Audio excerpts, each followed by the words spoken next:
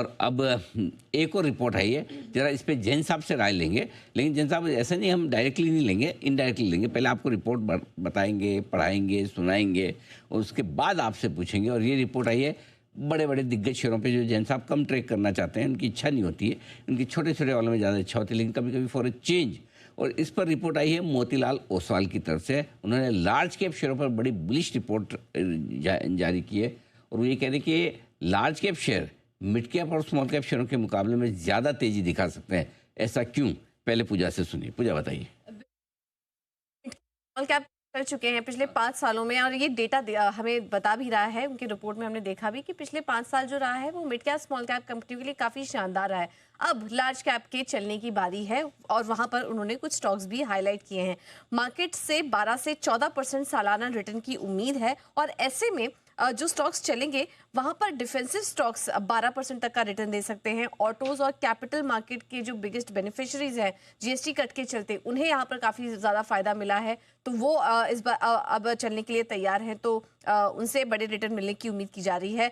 Market में कुछ sharp correction भी हुए थे, इससे हमने देखा था कि ऐसे ही कुछ स्टॉक्स थे जिनके वैल्यूएशंस अब काफ़ी अट्रैक्टिव हो चुके हैं और अब ये सब चलने के लिए तैयार है और इनको चलने के लिए ट्रिगर्स भी काफ़ी मजबूत हैं। अब आने वाले समय में अर्निंग विजिबिलिटी काफ़ी अच्छी नज़र आ रही है, जीएसटी कट का यहाँ पर फायदा मिलेगा ही और डिमांड सिनेरियो भी काफ़ी अच्छा नज़र आ रहा है, तो इस वजह से ये कह रहे हैं कि यहाँ से अच्छी तेज़ी यहाँ पर देखने को मिल सकती है। कई टॉप वेल्थ क्रिएटर 2020 में हमने देखा कि सिंगल डिजिट पी पर ट्रेड हो रहे थे। अब इसमें कई सारे बड़े नाम शामिल हैं, इसमें रिलायंस का नाम भी है, एचडीएफसी बैंक हम देख रहे हैं कि काफ़ी सारे पॉजिटिव ट्रिगर्स हैं कंपनी के लिए, लेकिन अभी तक ज़्यादा चला नहीं है, तो वो अब चल सकता है। आईटी स्टॉक्स की बात करें तो टीसीएस, इन्फोसिस, ये साल कुछ ज़्यादा अच्छा नहीं रहा, लेकिन अगला 2-3 क्वार्टर माना जा रहा है कि इन कंपनियों के लिए भी काफ़ी अच्छा रहेगा।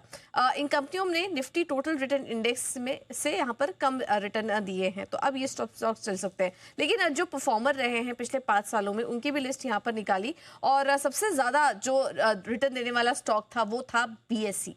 46 गुना चल चुका है, 46 टाइम्स का रिटर्न पिछले 5 सालों में बीएसई ने दिया। उसके बाद नंबर है हिताची एनर्जी का, करीब 25 गुना का रिटर्न यहाँ पर देखने को मिला। जिंदाल स्टेनलेस 20 गुना का रिटर्न यहाँ पर देखने को मिला। इसके अलावा फैट, Persistent System, Dixon Tech, RVNL, Adani Power, Adani Enterprises जैसे स्टॉक्स थे जिसमें कि पिछले 5 सालों में हमने देखा कि शानदार रिटर्न यहाँ पर देखने को मिला। तो ये तो कुछ मिड कैप कंपनियों के हमने नाम लिए, लेकिन अब यहाँ पर लार्ज कैप कंपनियां भी चलने के लिए तैयार है।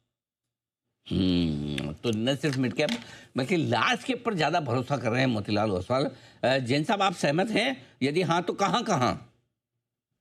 नहीं, देखिए, लार्ज कैप बात तो सही है कि थोड़ा सा जो इस टाइम पे जो माहौल बना है वो ये है कि लार्ज कैप से वैल्यूएशन कंफर्ट आ रहा है इन्वेस्टर्स को भी, और एफआईआई जो अभी तक नहीं है, कम है मार्केट में, और वो जब आएंगे तो वो सर्टेनली लार्ज कैप्स के थ्रू एंट्री लेते हैं। और समहाउ मुझे देखिए बैंक्स बहुत बढ़िया अभी भी लगते हैं। आपने भी अभी एचडीएफसी बैंक, आईसीआईसीआई बैंक का जिक्र किया था, वहां पे बहुत बढ़िया मुझे ट्रैक्शन लगता है, वहां पे बिल्कुल ध्यान देना चाहिए।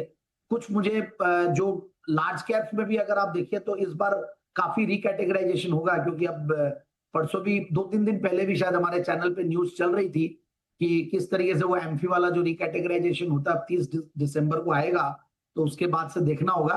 और ओवरऑल चूंकि हम भी फंड मैनेज करते हैं तो ये एक बहुत बड़ा क्राइटेरिया होता है कि आपको अगर लार्ज कैप और मिड कैप और स्मॉल कैप की जो रिकैटेगराइजेशन है उसके बाद बहुत सारी चर्निंग भी होती है, तो समहाउ मुझे ऐसा लगता है कि बैंक्स के साथ बिल्कुल रहना चाहिए। इवन ऑटो स्टॉक्स बहुत बढ़िया लग रहे हैं, इवन कई बार बजाज ऑटो भी देखिए अभी तक भी चला नहीं है, वो स्टॉक बहुत बढ़िया है। कुछ दूसरे जो 2 व्हीलर स्टॉक्स है वो चल चुके हैं, बट वहां पे भी ऑटो स्टॉक्स में भी काफी ट्रैक्शन है, ऑटो एंड ऑटो इंसुलरी। तो मुझे समहाउ ये 2 सेक्टर तो बहुत ही बढ़िया लग रहे हैं। फिर मैं आगे और अगर बात करूं तो जनरली जो फाइनेंशियलाइजेशन वाले स्टॉक्स हैं, इवन बीएफएसआई सेगमेंट पे ध्यान देना चाहिए। बीएफएसआई में बैंक्स की बात कर ली, जो बाकी जो और भी कंपनी जैसे एएमसी आ रही है, एएमसी जैसे कि अभी आईसीआईसीआई प्रू की हम बात करें तो 40 के ही पी मल्टीपल पे आ रहा है, तो वैसा हो सकता है कि वहां पे भी आगे वैल्यू दिखे। सो ओवरऑल कुछ हमें डिफेंस और रेलवेज वाले स्टॉक्स है, डिफेंस वाले स्टॉक्स काफी करेक्ट भी हुए हैं और उसके बाद फिर से ठीक लगने लग रहे हैं।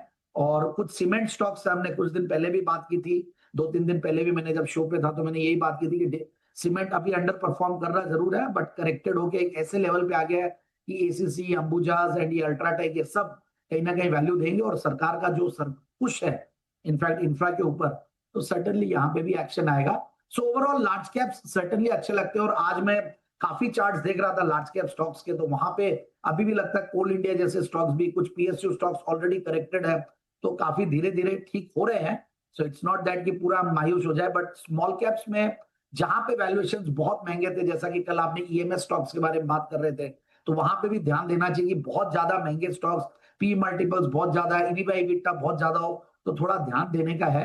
ऐसा नहीं कि कोई भी स्टॉक जो पिछली बार बहुत चले, हो सकता है इस रैली में वो नहीं चले। It always has been seen in the past, also witnessed in the past.